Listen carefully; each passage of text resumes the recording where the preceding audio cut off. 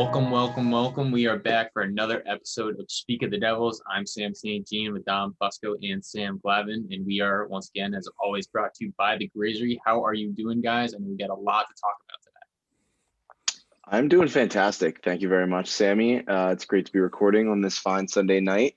Always look forward to my chats with you boys, and got some exciting stuff to talk about this week, so I'm hyped.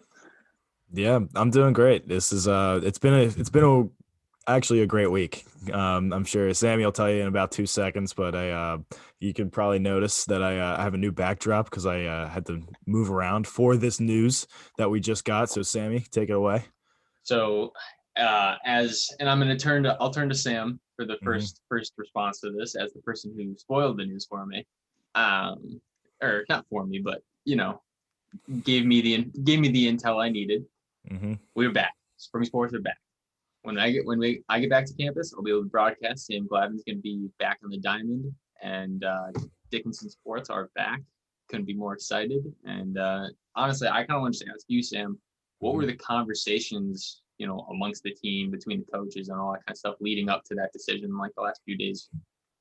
It was basically like, let's ride, like let's play. Like, we were just so amped that we are able to have a season. Obviously, we're figuring out some logistics, one of which is where everybody's going to live who are coming back for the season after they were online and stuff like that. So I ended up having to move from my McKinney place into the townhouse so that the guys that are coming back can all isolate together in the McKinney, which was an interesting email that I got on Friday that said I had to be out of McKinney by Sunday, but it just made I'm just glad that we're able to have a season, and it's just such a huge weight off my shoulders. Yeah, I am pumped for you, Sam. Obviously, it sucks I'm not on campus right now. I'm not going to be on campus this semester, so I will not be able to join Sammy in the booth, but looking forward to seeing you guys back out on the diamond, as well as all the other sports that are going to be taking place. It's been a long time since there's been sports in a lot of places, especially Division III. But bringing sports back to Carlisle this semester is incredible. I was just thinking, especially for all the spring athletes, if you guys did lose 2 seasons, I lost 1 and that hurt, but I could only imagine if 2. So luckily we don't have to go down that path. And I'm just incredibly pumped for you. I'm hyped that Sam will be able to get to be in the booth, and just with our great execution that we have at RDSN, I will be able to watch every game from the comfort of my house, as you all will be able to as well. Yeah, it's going to be real interesting how we, do this, because one, it's short notice. So we have a lot of season preview videos. We got a lot of content to push out for RDSN. But the other thing is logistically, in terms of being able to actually socially distance while we broadcast. So we might have to go with solo broadcast more often, especially because we're going to be short-manned anyways, because, freshmen and sophomores, first years and sophomores are going to be going back home. So we might be in a little kind of sticky situation in terms of manpower. So you might have to, for those of you, especially watching baseball, you might have to hear a lot of me, and I'm going to apologize in advance for hearing only my voice. But, I'm absolutely pumped. I'm extremely excited to get back and get back in the booth, especially broadcast baseball. It's probably my favorite sport to broadcast. So, damn right. I don't know. I feel like this is something Dom's been saying like every 2 weeks on this episode is I'm just ready to talk about Dickinson sports.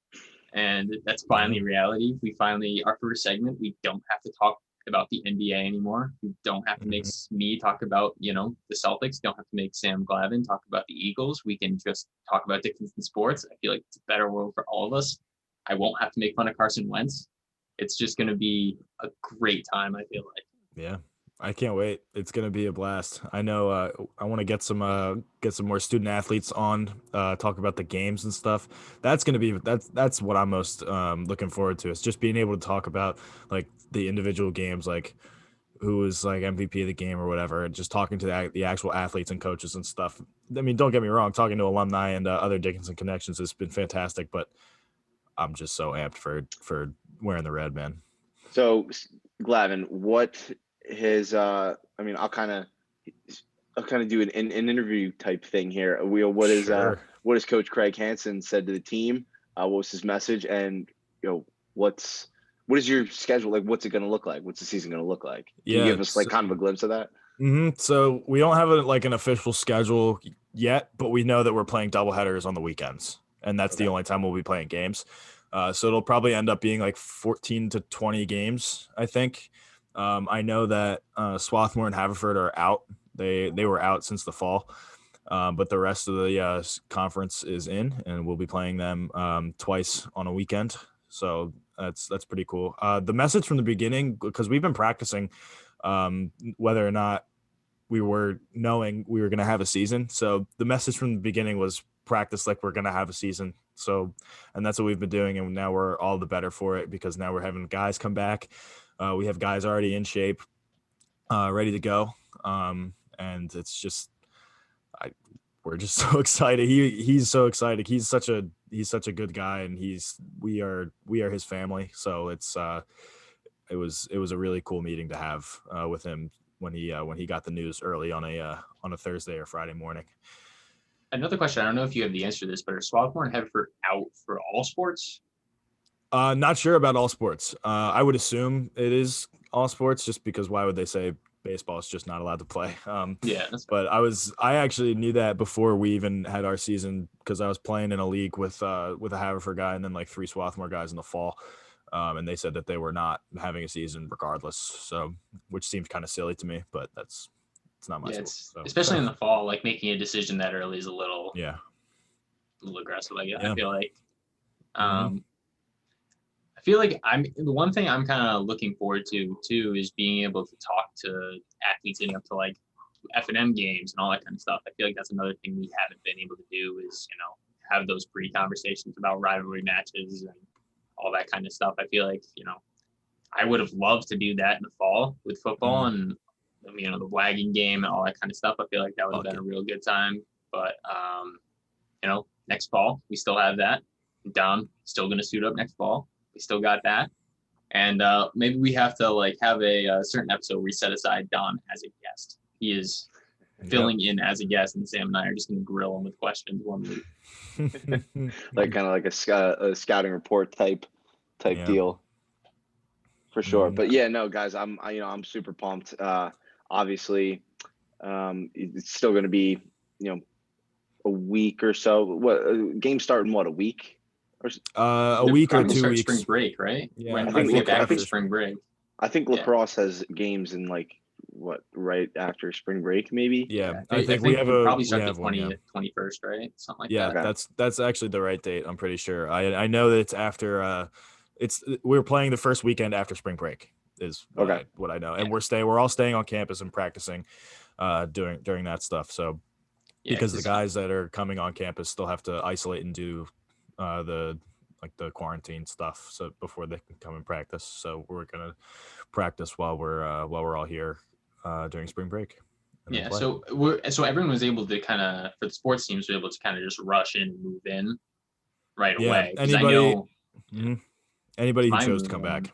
Yeah, everyone else's move-ins for Friday, Saturday, Sunday. Yeah. So in terms of anyone who, aside from me, is coming back for RDSN, they'll be coming back Friday, Saturday, Sunday. So we'll see in terms of, hopefully there isn't too many games on Saturday when we get back, because I won't be there till late. We might be in a spot where you're gonna have to listen to a lot of Justin Farrell on the broadcast if we have a lot of games on Saturday. Yeah, I know that some athletes are able to move in as early as this Friday. I know that's when a lot of our guys are coming, so that they can get the quarantine process started earlier and maybe only miss a game or two. And that's really it. So that would be good. Sam, you got any more things you like to hear? Things you love to hear. That. That's it. No more insider information. No more. Okay. I've given pretty much everything that I know. So yeah. All right. Well, we appreciate your transparency. All right. I guess that's our signal. We'll roll on to our interview with Keenan Dixon. And I forgot to introduce him at the beginning of the episode. We're having Keenan Dixon, an alumni from Dickinson College and RDSN itself. So we'll be having him on in just a second. So stay tuned for that. Healthy, not boring. That's not just the motto of the Grazery, but is also their promise to you. Visit Grazery today and indulge on fresh Mediterranean-inspired salads, sandwiches, and soups, among other great options on a menu that serves both breakfast and lunch. Eat in or take out. No reservation needed here. So hurry on down to 156 West High Street, just yards from the campus. Enjoy a fresh and feel healthy meal today. And we are back. First segment, really exciting. Got to talk about sports coming back. Second segment, arguably equally as exciting. We got Keenan Dixon, former alumni of both football and RDSN, back here on the podcast for the first time. So, Keenan, I kind of want to ask first how your transition has been from RDSN to the professional world. It's pretty interesting, actually. RDSN prepared me very well. I think just the opportunities to get that exposure, to get on air, to be in front of a camera, getting comfortable with that, and then kind of transitioning, like you mentioned, into the professional world where doing news and talking to people, interacting with people in the community, and then also being able to present that in a story on air every day it's really fun and interesting. It's new every day. And explain to us a little bit what you're doing now. Like, what's your current job? What are your responsibilities, and just kind of what you're up to? Yeah, so I'm a reporter, multimedia journalist is the official title. I go out every day and I set up my own stories. I shoot my own stories and come back, edit it, and put it all together for the evening newscasts.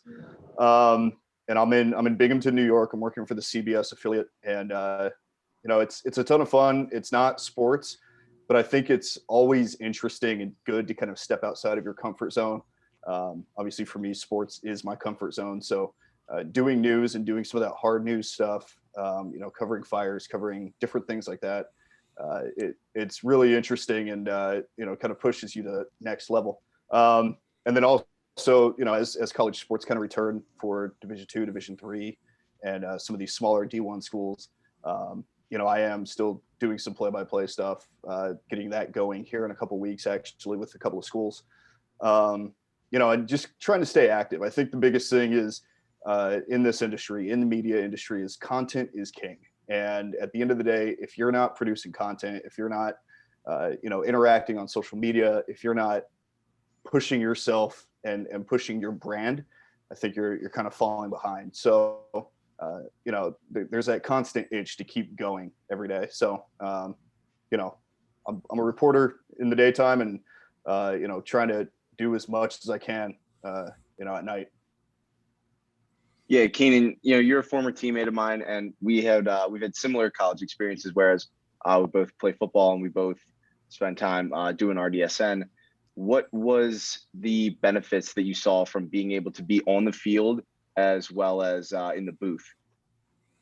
Oh, it's a good question. I think they're kind of synonymous with each other. When you're on the football field, there's people watching you, right? And you're competing. And I think those two things are the exact same thing that you're doing in the booth, right? There's people watching you, and you're also competing because you're competing to be the best broadcaster that you can be. And you're competing with other people. There are so many people across the country who, may come from a bigger school that has bigger opportunities and different things like that. And, you're constantly trying to outwork them and put yourself in a position where you're going to be able to succeed, but also you're still working as a team player, right? On the football field, 11 guys need to move in harmony for things to work. And, in the booth, when you're working with a full production team, you have 10, 15 people back in the control room, making things happen. You're kind of the leader of that and, making things happen just on the front part that people see, but there's so much that goes in to making it happen. I think another thing is preparation. You prepare so much in football, the amount of practice time that you spend on the field, the amount of time that you spend watching film, the amount of time that you spend in the weight room, that all goes into the product that you put on the field for 3.5 hours every Saturday. And it's very similar when you're broadcasting in the booth. There's a lot of preparation that goes into it, and setting up your spotting charts and boards and everything like that, doing all the research. That's what goes into making a good broadcast and ultimately what makes you enjoyable to watch and makes people continue to come back. Now I kind of want to transition a little bit and just kind of ask about that actual transition from sports to news. What kind of adjustments did you personally have to make, and what did you have to learn how to do to make that jump? I think the biggest thing is that sports is inherently exciting, right? There's that natural element of this is exciting, something's going to happen. Everything happens every night, right? Someone's going to hit that big shot. I mean, it's March. March Madness is about to happen. We got conference tournaments going on right now, and there's craziness every night. In news, it's much different. It's not. I think you have to be careful. There's a line that you don't want to cross, right? Because when you're doing news, you're talking about people's lives. We always say in the industry, the worst day in someone's life is, a news day. And a couple of weeks ago, I had to cover a fire, and it turned out to be a huge house fire that destroyed an entire home and left 8 people that lived in this home displaced. They didn't have a place to go. And that going live that night on TV and doing those live shots, and you still bring that energy, but it's also, it's so much different because you're talking about something that's actually happening to someone. So I always tell people in sports, someone may miss the big shot. They may hit the field goal off of the post. Something may happen, right? But they're still going home at the end of the day.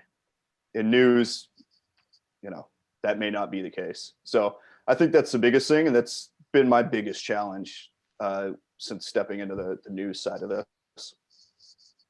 Yeah, so as far as continuing like a school career after Dickinson, did you end up doing like a graduate program, and would you recommend someone like me who's trying to get into sports media and things like that? And I'm sure Sammy and Dom are the same way. Would you recommend doing that kind of grad work? Yeah, so I went to Syracuse, and it's a 1-year program, broadcast and digital journalism, and at Syracuse's Newhouse school, and it's really it was really helpful. I think that a lot of the things that you learn with RDSN, the editing skills, the interviewing, different things like that. Like I mentioned, you're getting comfortable on camera. That all translates over to going to a program like that. And for me, it was big because I learned the whole television side of it. I learned the backdrop of how a TV show is made, of how a broadcast is made for television sports. Just because the resources are there for those larger schools. I don't think it's necessary. I think that it depends on what you want to go into. I think that, if you set yourself up, and like you guys are doing right now, right? You're doing this podcast, you're putting yourself out there, you're connecting with the right people. I think that you're putting yourself in a situation where you're going to have those connections. And when the time does come, you're going to have the real, and you'll be able to put that together and go forward. I think that it helped me a lot because there were things that I still needed to learn. And I think that it ultimately got me this job that I'm at right now, which I'm hoping to use as kind of a springboard into something larger with sports. Yeah. So Keenan, how do you what's been the biggest struggle for you? I know we hear it all the time. It's like entertainment and media is, people aren't hiring, people are losing their jobs. You should try to find something else to do. You hear that all the time, and it's such a competitive market. How do you continue to work on your craft and separate yourself and kind of put that notion to rest that it's not the best field to go into? Yeah, I mean, it is a tough industry. I think that's very consistent across the board, whether it be, sports media. I don't know if you guys have talked to Austin Siebold, but what he's doing at Villanova, highly competitive, making creative videos that you need clicks on. Or what I'm doing in news television. It's an industry that some people are saying it's dying because people are cutting the cord, different things like that. There weren't many jobs when I finished up at Syracuse, and I had this offer to be a producer, to be the behind the scenes of the news. And then, after about 6 months, they offered me a on-air position. And so it's kind of a stepping stone, but ultimately for me, it was a foot in the door in the industry. I think there's a lot of discouragement from people who aren't in the industry, but I think that this industry is unique because there's a lot of support from people that are in the industry. And I think you guys are seeing that on social media. I mean, these are people that you don't even meet, but they connect with each other, and, you know, on Twitter, and there's that support that's uplifting, right? Because it is a tough industry and you do have to work for a long time and really hard and for not a lot of money. But ultimately, you know, the ceiling is really high, and you can go really far with anything in content creation. And, you know, it sure beats sitting at a desk for 8 hours a day. Now, I guess one thing I'm seeing now too is, you know, I'm entering my junior summer. I'm seeing that even internships in this field are even hard to find, let alone get. So kind of what would you say is a good way to set yourself up for success in terms of finding those kind of positions, or setting yourself apart in terms of even further getting those positions? Yeah, I think that the people in that decision-making position need to know who you are. I think that because this industry, like we talked about, is so competitive, much of it is based on deadline, and they need to know that you can handle the pressure, that you can work under pressure, and, you know, make the content high quality, but also get it in time. And then also, I think the biggest thing is what you guys are doing right now, which is connecting with people, connecting with alumni, connecting with people in the industry, putting yourself out there. And, you know, it can be difficult because you're reaching out to people that you don't really know. You just get a phone number or email. But, you know, I had a lot of help from, you know, give a shout out to Kevin Nathan, who's at NBC Connecticut. He's an anchor over there. He played football at Dickinson, and back, I want to say my sophomore season, Coach Bro, our head coach at the time, mentioned it to me, and he gave me his email. So I reached out to him, and, you know, we've had conversations over the years. He's reviewed some of my stuff, and, you know, he's been helpful. I think that it's good to have those people in your corner, and they're the ones that are going to help you get to where you need to be. But yeah, that, you know, the biggest thing is just connections, networking. It's about who you know. That's more present in this industry than many others. So. Yeah, we actually had a really interesting conversation, both with Austin Siebold and with Kevin Nathan as well. Really, both really, really good connections to make there. But we asked this question to a lot of actually all of our alums, and I'm interested to hear your answer. What does it mean to you when you hear "wear in the red," or when you say "wear in the red"? Yeah. When I think of that, I think of, you know, all the hours on the field, all the hours in the film room, all the hours in the weight room, you know, all the work that you put in.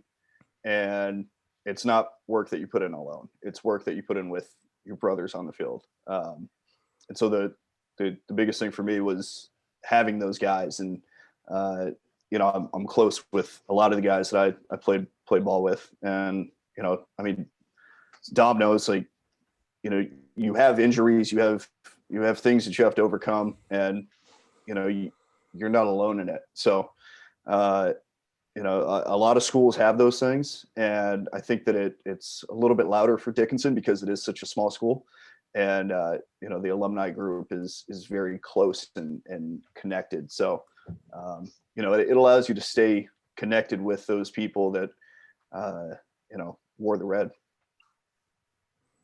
Yeah, no, wearing the red is just such a prominent thing in our program, especially, and I always love hearing the alums come on and talk about that. My kind of my last question for you would be, what would be, I asked Austin this too when we interviewed him, what would be like your dream job or your dream project? You know, I know you've always been passionate about like broadcasting and you know, on air sports coverage. So I'm interested to hear what would be like your dream job. Play-by-play. Yeah. Play-by-play for anybody. You know, it doesn't really matter if it's a Division III school, if it's the NFL, if I got there. But play-by-play for sure. I always look at Joe Davis, who's the Dodgers television play-by-play voice. He's also on Fox. He does NFL on Fox and baseball, basketball, everything. But he gets to live that life of, you get to call 140 baseball games every year for the Dodgers, and then national games for Fox, playoff games, NFL games, college basketball. You get to do it all. That's definitely it.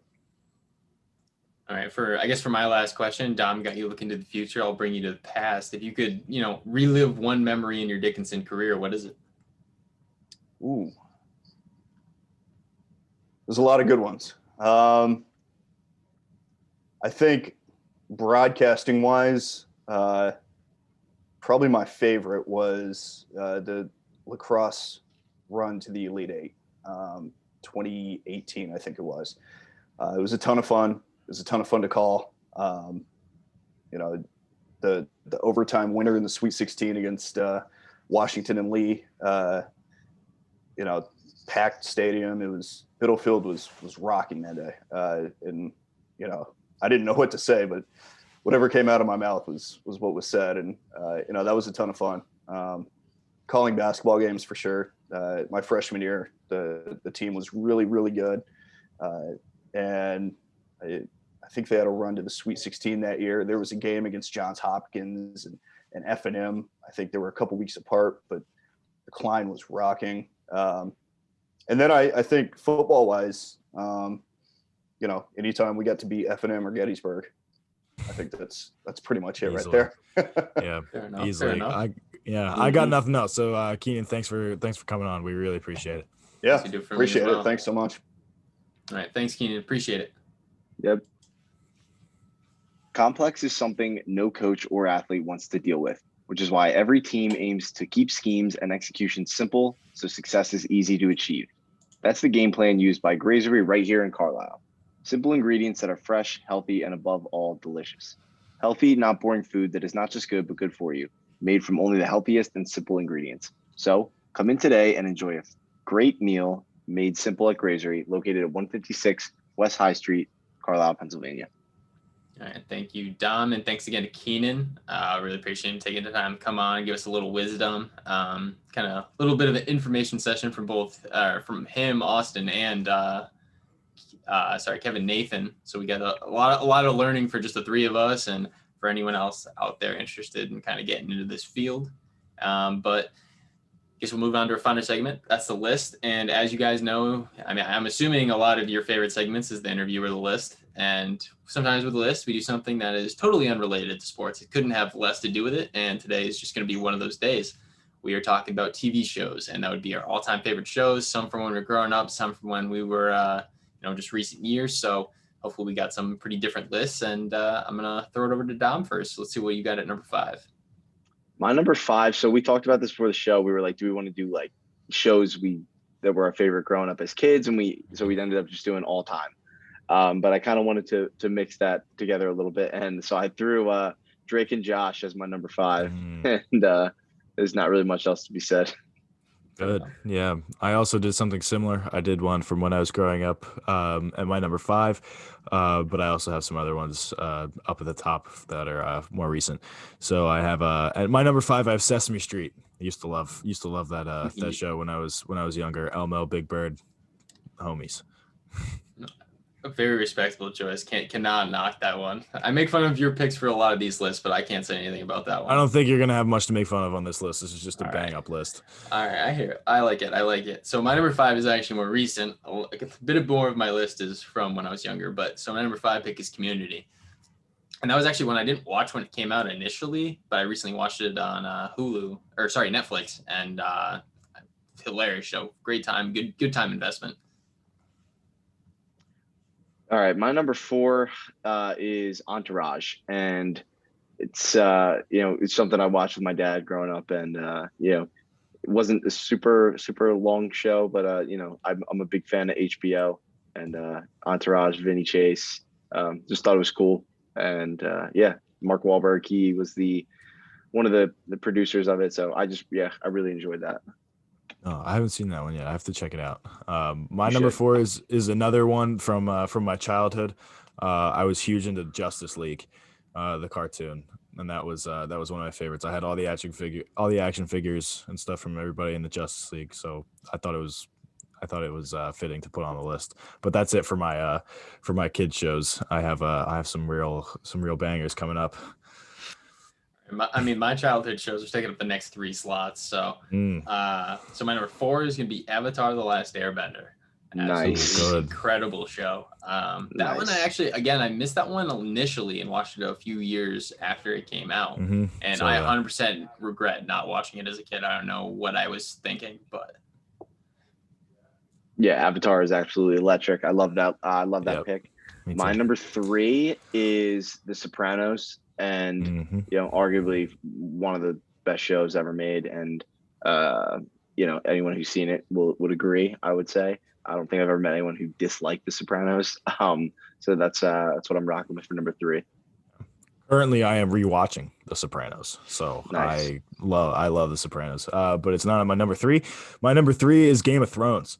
That is one of the shows that I kind of caught up sometime in high school with. I didn't start it from the beginning, but I ended up finishing it like as it was coming out. So, and I love that show so much. It was just there were so many different character dynamic building stuff like that. It was awesome.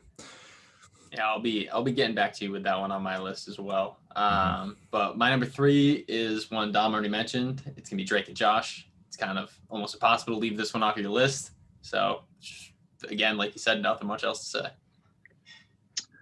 All right, my number 2 is Breaking Bad, and I watched this at some point in high school, and ever since, like, going back and just watch random episodes, and it's just so good. The storyline was so good. It was just such a well put together show. So that's my number 2. My number 2 is going to be The Wire. I love The Wire so much. It was tough for me to pick between number 1 and number 2. But The Wire is going to be at number 2. I don't know if any of you have ever seen it before, but it's really good. You should check it out. It's on HBO. Just say quick, what's it about? Oh yeah, sorry. It's about detectives in Baltimore and like trying to stop the drug trafficking going on there in the bad neighborhoods and stuff, and they end up setting up a wire in one of the big like drug kingpins like little area. Gotcha. All right. Really Definitely good. might take a look at it. So my number 2 is my last one from my childhood, and that one's gonna be Phineas and Ferb.